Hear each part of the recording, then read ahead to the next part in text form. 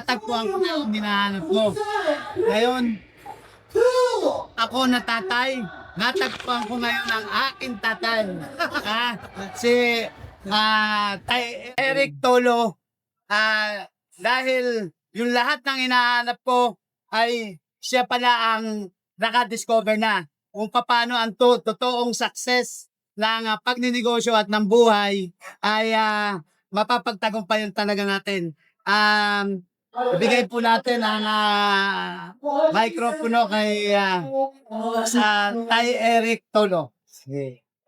Sige, meron akong sasabihin. Dahil nagpunta ako dito sa PBN, actually, speaker sana ako, na late lang ako. Pero, ganito yung panimula ko. Nagsimula lahat ito sa gutom. Kasi maraming nagutom. The problem, paano isolve ang gutom? Ang unang-una, marunong ka maghugas plato at magwalis. Marami kasi gusto sila pag-solve ng gutom, hindi marunong magtrabaho. Ngayon, pag marunong ka magwalis, marunong ka magtrabaho, pwede kang tumira sa ibang bahay. Tatanggapin lang. Ngayon, ako, kaya maraming ayaw masinsa kasi ayaw nila yung pinaka-dirty na trabaho. Ang tip ko sa mga kabata, huwag kayong maghanap na easy na trabaho. Kasi pag easy na trabaho, hindi kayo magsusurvive. Kailangan dumaan kayo sa crew at magiging team leader at maging supervisor at maging junior manager at maging manager at before ka maging business owner. Huwag dumiretso sa business owner. Bakit? Mahal magkamali. Mag-invest ka ng 1 million, 2 million, prone ka sa scam. So, ang totoo talaga, ang tip ko sa mga kabataan ngayon, sumama kayo sa magaling at marunong. Yung yumaman na at magpautos ka. Kasi kung hindi ka magpautos, nik-nik mo. Hindi ka yayaman. Sumama ka. Simula sa crew, team leader, supervisor, branch manager, o ano pa yung supervisor or junior manager at saka manager. At maging owner someday. Huwag magmadali. Kasi ang nagmamadali, nadadapa. Magpaturo ng tama. Damihan. Akala ko dito lang ang problema. Meron pala dito. Meron pala dito. Meron pala doon. Pag hindi mo nahanap, miss mo yun? Opo. Ako po ay nangingilabot at naiiyak. Dahil ng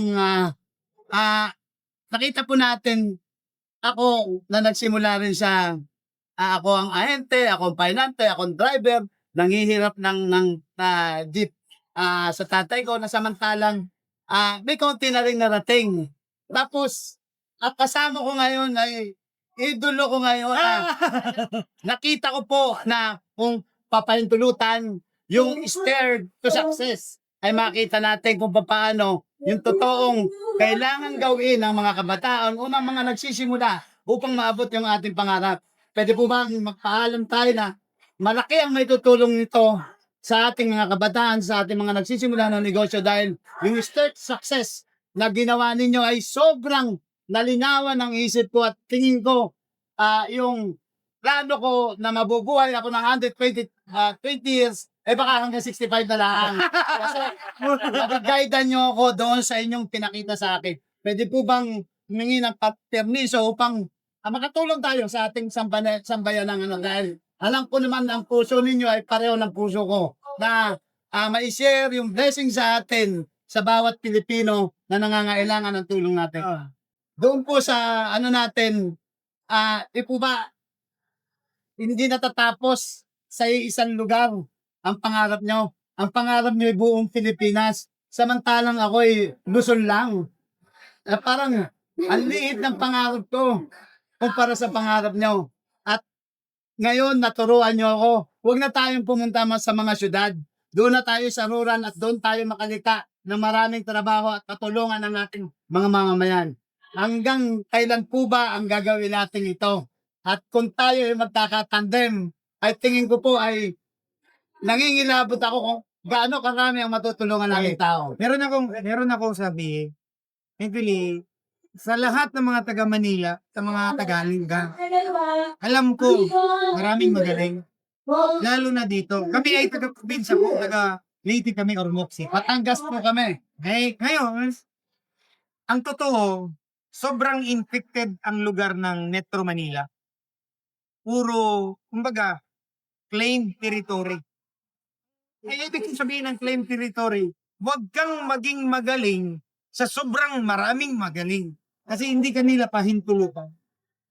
So dahil ako galing sa probinsya, wala akong kalaro doon. So nagsusulo ko ako, ilan lang kami dito, doon magaling. Ayan, dumadayo din ako sa ibang lugar kasi ganun pa rin, wala rin magaling. Kasi lahat ng mga magaling dito sa metro, nagbugbugan na sila dyan sa may BGC at may Macau. Ngayon, hindi na sila nakakita na pwede rin pala sa probinsya. Pwede rin pala yung taga-bundok. Kaya, nandito ako, nag-shoutout ako na sana yung mga negosyanteng nandito, huwag na kayong sumiksik dito, men. Punta tayo sa lugar na undeveloped. Yung may magagawa ka kaya. Kasi, paano mo i-develop yung matangkad na? Patubuin mo pa yung 20 floor. Ano yan? Patubuin mo pa yung 30 floor. Ano nga kaya? Mas mabuti patubuin yung first floor. Kasi mas madali pang gawin second floor, third floor. So, para sa akin, better i-develop yung hindi develop. Huwag mo nang i-develop yung develop na. Matagal nang develop yan. Hindi na nga baon yan. Puro na yan. Overcrowded. So, para sa next generation, masasayang pag yung kakuntis mo, sobrang garapan. So, kaya sa probinsya tayo. Ako ay pro-probinsyano ko. Sana doon tayo magdidibeya. Para mabawasan man yung mga gago sa metro. Sorry lang po. Sige tayo, sama nyo ako.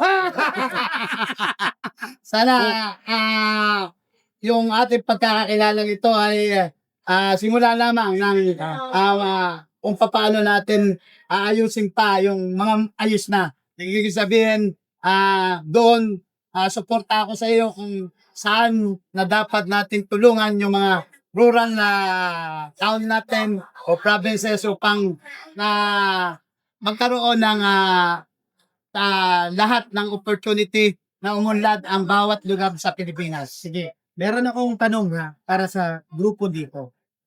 Commonly failure ng negosyante. Okay? Saan nananalo at saan natatalo? Okay? Actually, it's all about marketing. Yung mastermind. Kung siya yung mastermind, sana siya yung pinakamaraming plan, blueprint. So, ang unang-unang nag-fail, si mastermind. Kung ikaw yun, kung ako yun, kailangan yung leader ay magaling. And then, yung subordinate niya, kumawag ka rin ng kasi para may matrade. And then, sana marunong mag-manage ng pera at sana marunong mag-manage ng hambog. Kung kayo ba at even, kasi nag-aaway lang. And then, eto pa, last. Mahirap matarget kasi nag-move ang target. It is a constantly moving target. Natamaan mo na kanina, lumayo ulit. Natamaan mo na, lumayo ulit. Kasi yung target pala lumalayo. Kasi lumalaki din yung ulo mo. At lumalaki din ang bulso mo. Okay ba yun? So, normal po talaga na minsan kung hindi natin makokontrol yung success, tayo yung Magiging biktima. Nagiging biktima ka na lang. so, parang yung aking sinishare na practice good behavior, attitude, and discipline is very important din po sa growth o success ng isang tao. Sige. Okay. Sige po, salamat na marami. Salamat na lang. Ngayon, kayo yung tatawagin. Kahit ano na.